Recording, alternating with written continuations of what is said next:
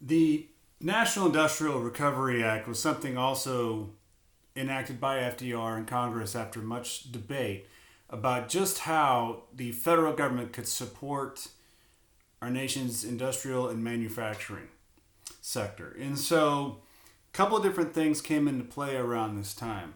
First and foremost, the NIRA was enacted to end price wars, basically.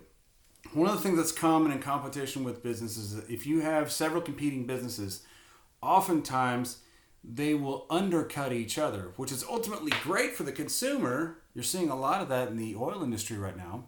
But long term, it's not sustainable and businesses will they'll go out of business, they'll go under. So one of the things that this set to do was to establish a minimum floor for various different prices in various different industries so as to kind of level out competition and eliminate the idea of pricing your competitors so low out of the market that you force them to go under. That was one of the things that the NRA was intended to do.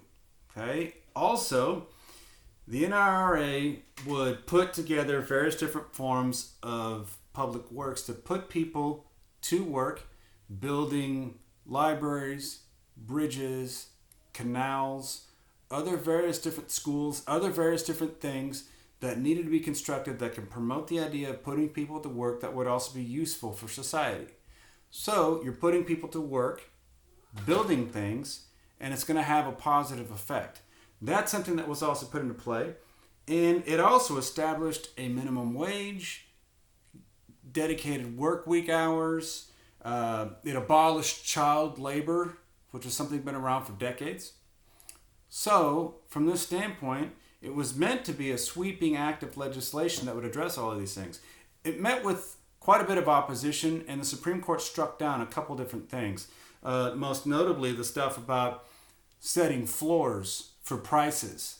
One that was seen as not being business friendly by a lot of business leaders, but also it perhaps led to various different monopolies with businesses from other standpoints, especially the bigger companies. Now that they knew exactly what the floor would go, they can kind of work the system in their favor. And so it met with a lot of opposition from business leaders, and the Supreme Court even struck part of it down.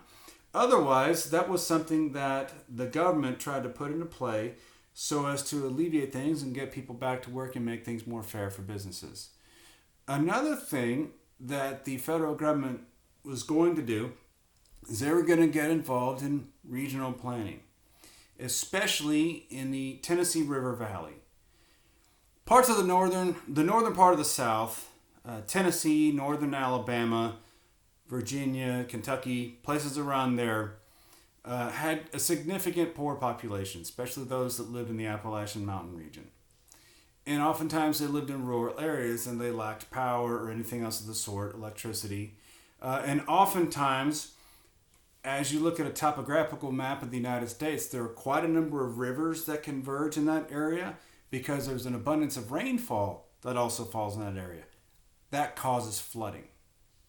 So as you have people who are out of work, as you have a region that's prone to floods, and as you have a need for electricity, the federal government decided to dive deep into the idea of building a series of dams that can be used to build hydroelectric power plants, putting people to work, and providing electricity for the poor South. So, from that standpoint, the Tennessee Valley Authority, the TVA, was created and enacted by the federal government as a public development of our nation's water sources for cheap electric power generated from water, hydroelectric power.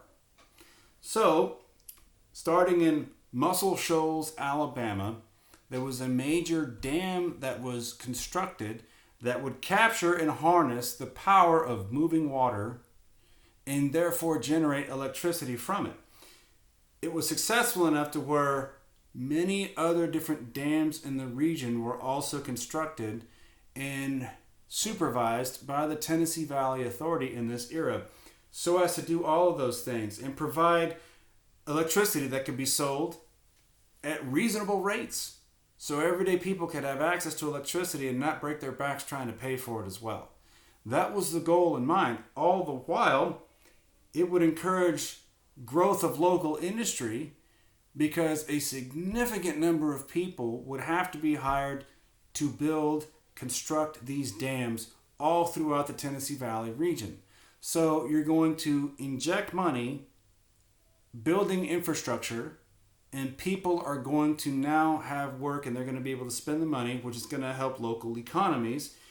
By the way, the whole flooding issue, these dams would now be able to control water flow, and they would be able to harness that water not just for electricity, but to also keep it from overflowing. So now the area would be less susceptible to floods, and people are at work, and they're pumping money into the local economy. That was the rationale behind the Tennessee Valley Authority, which still exists to this day, by the way.